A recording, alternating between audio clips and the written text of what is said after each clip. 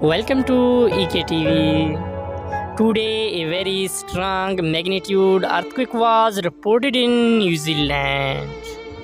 The quake hits New Zealand Monday, 21st February 2022, 4 p.m. local time.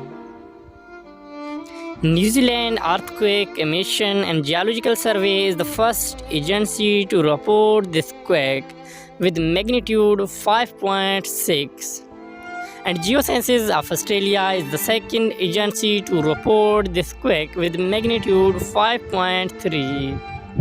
The exact magnitude, epicenter and depth might be revised in next few hours or minutes. If you like our videos, then please subscribe our YouTube channel for more updates.